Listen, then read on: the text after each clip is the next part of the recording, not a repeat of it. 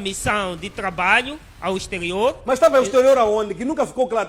Esteve claro. Estava na Europa, foi claro que estava em Portugal.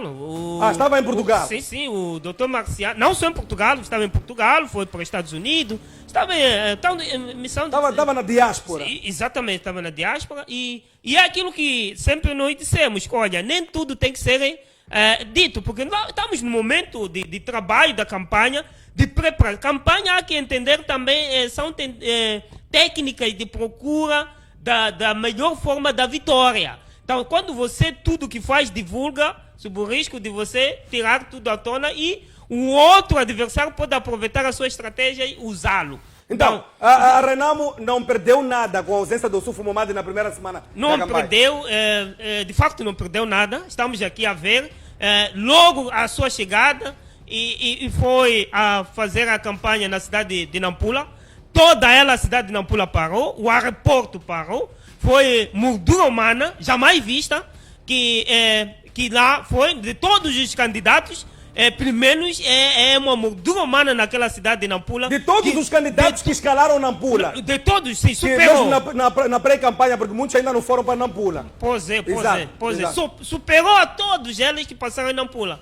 Então, isto é uma clara evidência de que, de facto, a população está com o Renamo, a população está com o seu candidato, o Ossufo Momadi, e a Renamo vai, de facto, ganhar, como sempre ganhou, de forma esmagadora, as eleições do 9 de outubro. Então, há aqui uma forma das pessoas procurar, tendência de elevar o Venâncio, de fazer o Venâncio como fosse o melhor. Mas isso é uma ilusão. É uma ilusão porque o Partido Renamo não é um partido que nasceu no escritório. É um partido que carrega uma bagagem madura e todo o seu manifesto é um manifesto real que pode se transformar para melhorar este país. É só dar a chance de governar. Por quê? Desde a luta pela democracia há 16 anos, a Renamo tem este projeto de governação.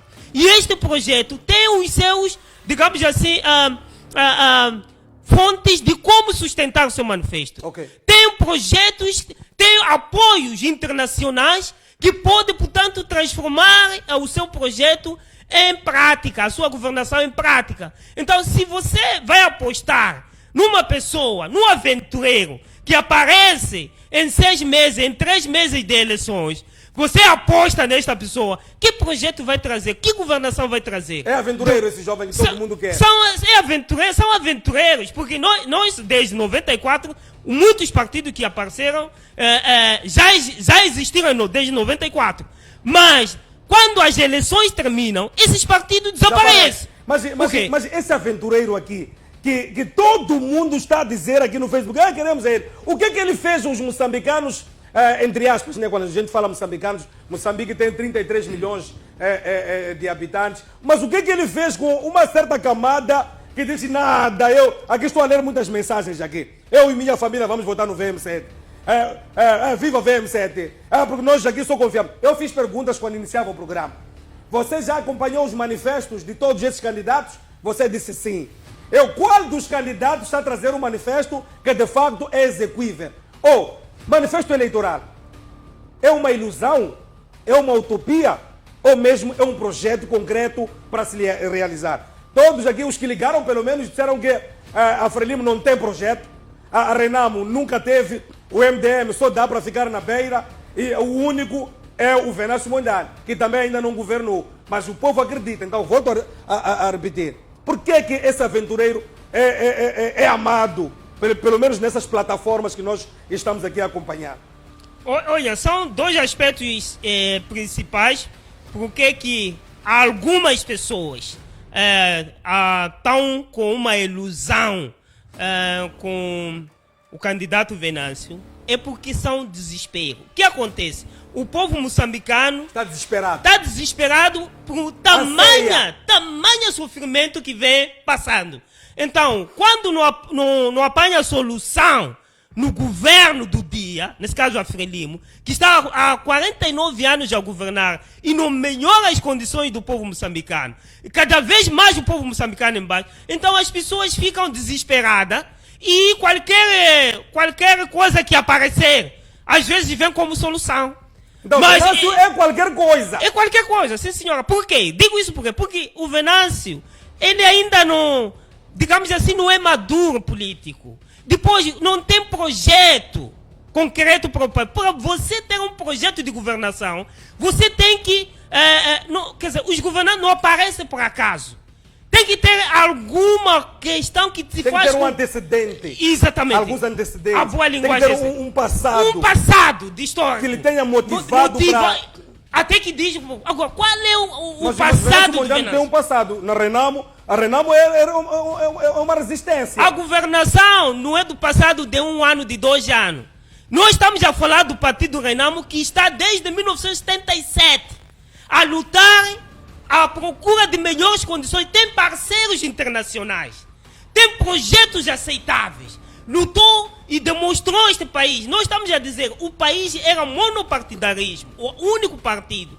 Só havia um único partido, mas a Renamo lutou e, digamos, quebrou este desagrado que houve. E agora há uma liberdade no país em que qualquer um que quiser pode se candidatar, então, pode falar. É o caso do Venâncio Mondlane. Sim, muito obrigado. É o fruto do Venâncio Mondlane. Depois, quero ter uma coisa. O que tem acontecido, por exemplo, em 94, quando eu digo é uma ilusão, um desespero, nós tivemos candidatos, só sozinho fazia campanha. É interessante. Que é o caso de Will Arepua. Eu assisti o Will Arepua aqui na cidade de Maputo, sozinho fazia campanha, mas a multidão ia seguir a ele. Por quê? Por quê? Porque por outro querem ver quem é essa pessoa. Mesmo, por exemplo, o presidente do Podemos, Daniel Manecas Daniel, o nome certo, até por acaso é do meu distrito. Podemos é do Forquilha. Manecas é CAD. É CAD, certo, é de CAD. Eu conhecia ele, na altura, em 94, quando ele surgiu como presidente da CAD.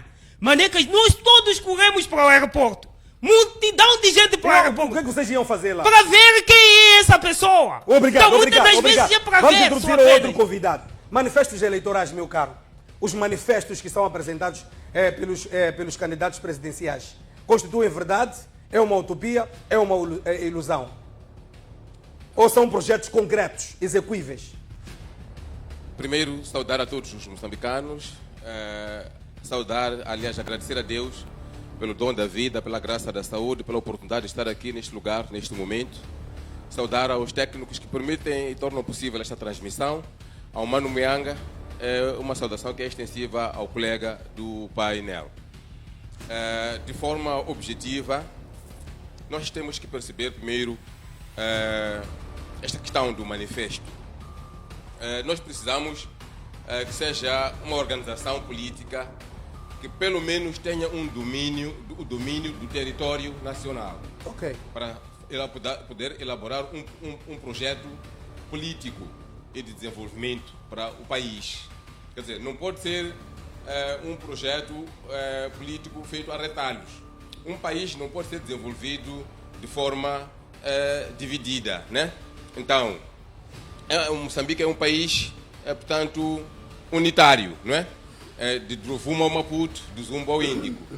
E quero dizer isto, que para elaborar um manifesto que seja, primeiro, execuível e, 2, convincente para quem vai ouvir, é preciso ter uma organização política que trabalha com o povo, no terreno, no lugar onde as pessoas estão.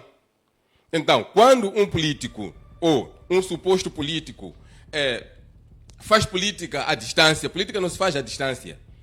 É preciso presença no local para poder conhecer aqueles são os desafios que o povo passa e que precisam ser, portanto, resolvidos. Então, dessa forma, um político vai poder trabalhar de formas a resolver esses problemas do povo. Não conhecendo, não tendo matéria, não tendo capacidade, primeiro, de organizar-se como uma organização política. Portanto, criar um partido que esteja presente em todo o país, em todo o território nacional, melhor dizendo, Então, esta pessoa não tem capacidade, ou esta organização não tem capacidade política para...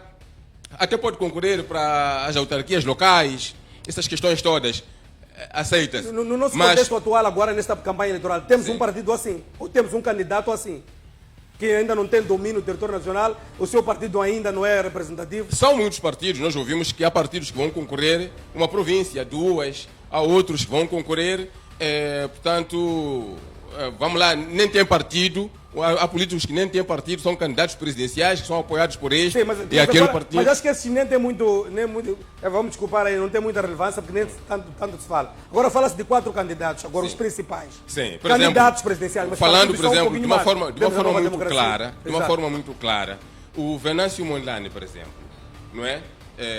Quer dizer, ele não foi capaz, primeiro, de criar um próprio partido político, não é? Que fosse capaz de espelhar aquele que é o pensamento político que ele tem. Ok. Qual seria a sua ideologia.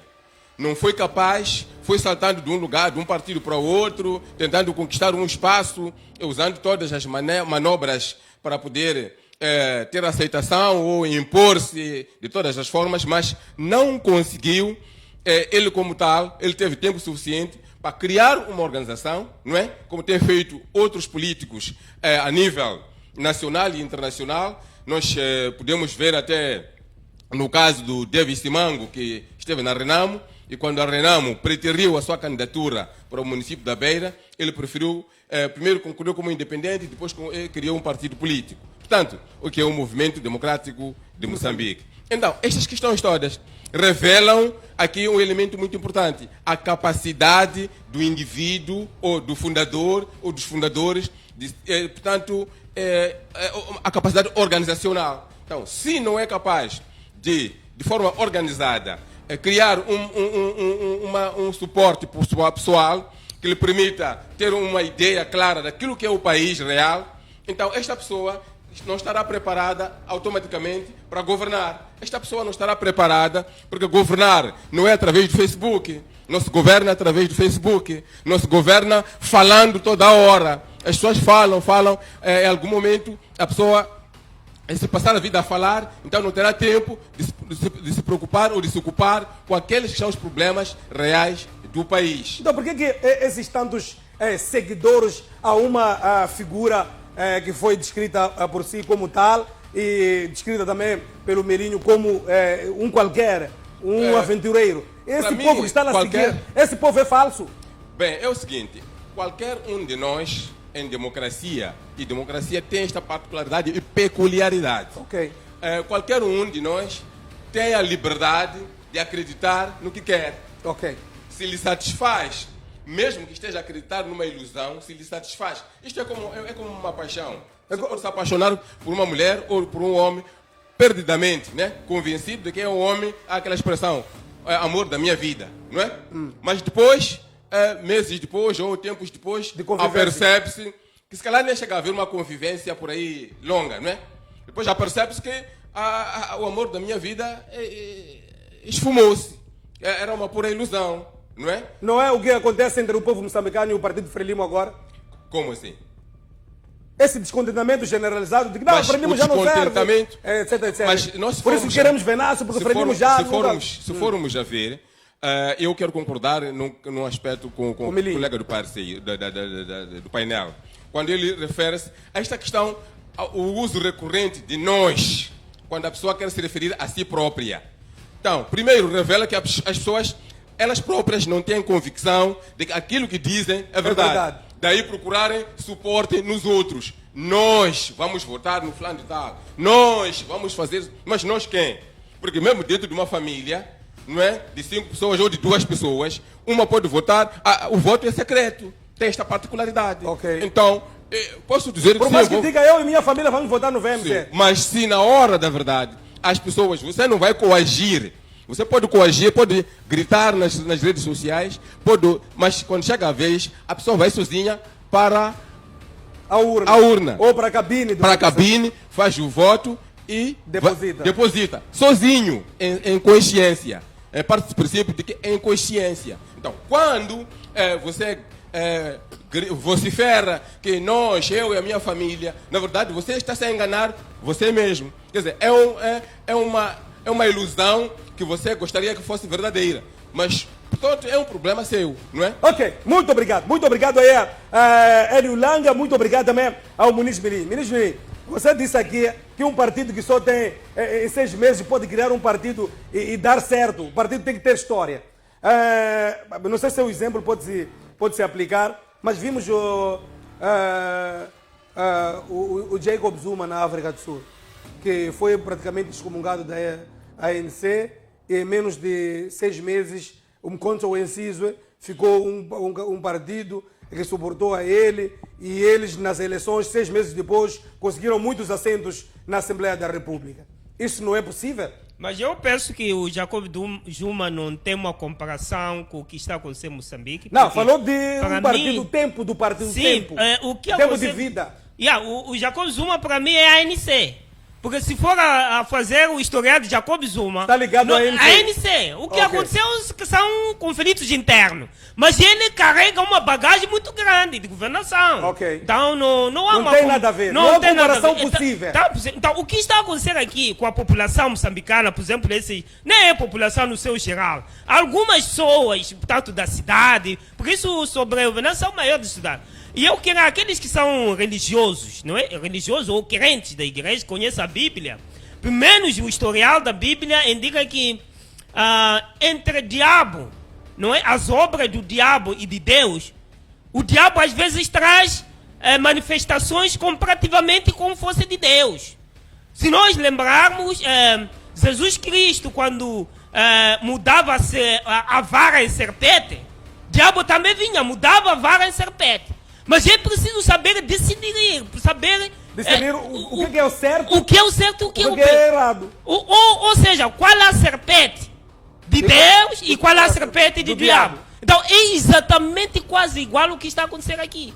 Parece aparentemente aqui, aparece alguém que tem boas ideias ou vai fazer alguma coisa. Ok, mas falando mesmo em boas ideias, agora vamos lá olhar para aquilo que são os projetos.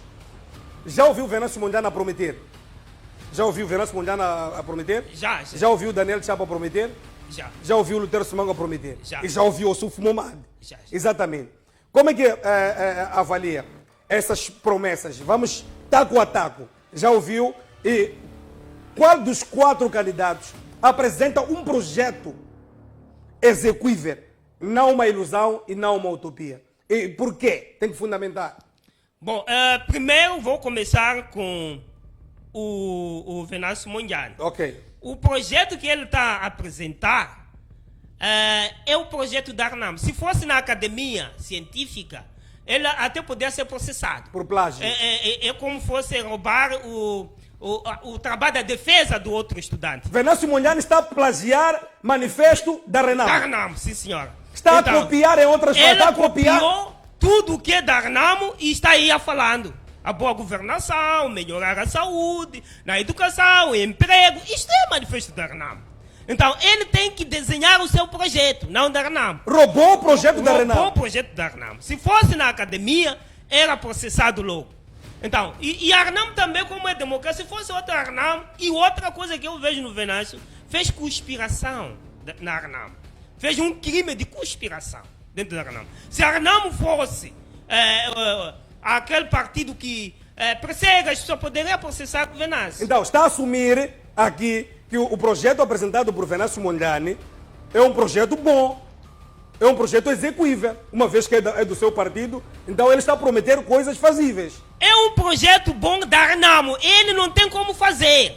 Ele só está a falar para ganhar, porque o grande problema do Venâncio é autoprogramar-se. Autopromoção. Ele autopromoção e autoprograma-se, porque o que ele queria de facto é aquela hegemonia, aquela pessoa já ia seguir, etc, etc. Para ele aquilo pronto, e é isso que ele queria no país.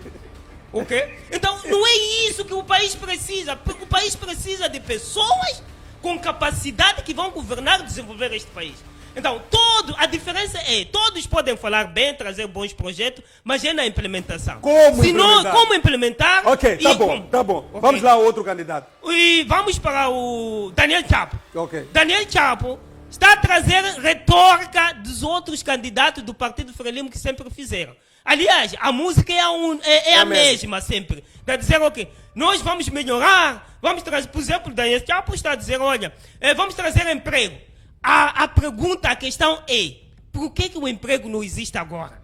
Se Daniel Chapo não é do outro partido. E o partido que ele está a governar há 59 anos, vamos para 50 anos. Depois, o Daniel Chapo é governador na província, que já foi exonerado por ser indicado como candidato. Mas até a sua nomeação ou eleição a candidato do presidente da República, era governador da província de Inhambane.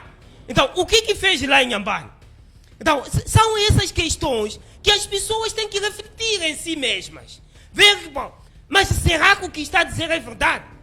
Então, Daniel Chapo é apenas uma redundância. É aquilo que a Frelimo sempre promete e que nunca cumpre. Nunca cumpre. Vamos ao outro candidato. Vamos ao terceiro candidato. Vamos ao Lutero Simango. O Lutero Simango não tem como fazer nada, porque o Lutero Simango apenas onde eles estão a governar é na cidade da Beira, mas a governação que deu mais dinâmica e a boa governança da cidade da Beira não é por causa do MDM. Okay. A governação que está acontecendo na Beira foi por causa da Renamo. Okay. E com o David Simango. Exato. Se nós lembrarmos... O David Simango ainda estava na Renamo. Na Renamo. Se nós lembrarmos, a Beira toma-se para o MDM com a Renamo. Porque o David Simango governa a Beira dentro da Renamo. E aquela toda ideologia política foi dada. Quem deu foi o saudoso presidente Agama. Foi ideologia da Renamo. Okay. Foram dados como deviam fazer. E, felizmente, foi um bom menino, acatou, cumpriu. E é isto que depois, a sua morte, também fica o outro Cariz, também que aprendeu bem. Também aprendeu muito bem, bebeu, acho que eu. Então, ele está a assimilar aquilo que a Renamo deu. Muito então, bem. Então, tudo isso está na Renamo. A Renamo tem mérito. Tem muitos méritos. Vamos agora ao candidato do seu partido, Ossufo Momadi. Não resta dúvida. Ossufo Momadi vai cumprir porque este projeto, atenção, mais uma vez digo, o projeto da Renamo de boa governação não é apenas ideias de Sua Excelência Presidente Ossufo Momadi. São ideias ideológicas de governação, políticas setoriais da luta da Renamo. Desde 1977, nunca mudou. É coerente nas suas abordagens. Há uma coerência de que a nossa firmeza de governação é de melhorar as condições de vida e criar condições para, na área de emprego, na agricultura, na saúde, na educação, não só melhorar as condições de funcionamento, mas também as condições dos funcionários públicos. Olha, eu fico muito triste, por exemplo, quando vejo um médico, um enfermeiro, um professor, um funcionário técnico da saúde, quando vai ao serviço, leva marmita. Isso não pode acontecer no A Renamo quer acabar com isso. Isso tem que acabar. Lá na função pública tem que haver uma copa. Onde há pequeno... O centro social. Sim, o centro social onde há pequeno almoço, não é? E tem que ter almoço, tem que ter um transporte que leva o médico do local do trabalho à sua casa. Por quê? Isso chama-se criar um ambiente propício para o trabalho. Lembra, eu já era um pouquinho mais crescido no tempo no tempo de Samora. No tempo de Samora, eu já era um pouquinho crescido, um pouquinho só, apesar de que ele faleceu, mas depois as políticas continuaram um pouquinho até a entrada do João Chissano e algumas coisas foram continuando até lá. Todo funcionário público, às 12 horas, saía do serviço e ia para casa. Sobretudo aqueles que tinham meios de transporte. Ia para casa mesmo. Chegava lá, tomava um banho, almoçava e ainda dormia um pouco. Depois voltava para o serviço por volta das 14. Tinha 2 horas de tempo. Eu me lembro, porque eu cresci numa família em que teve muitos funcionários do Estado, mas que eram diretores, eram chefes das áreas. E não era só na minha família, em muitas outras famílias. A hora 12 você via muitos carros do Estado a irem lá, mas não com o pessoal, mas sim com o motorista e o seu chefe, etc, etc. Isso nunca existiu em Moçambique. de a função pública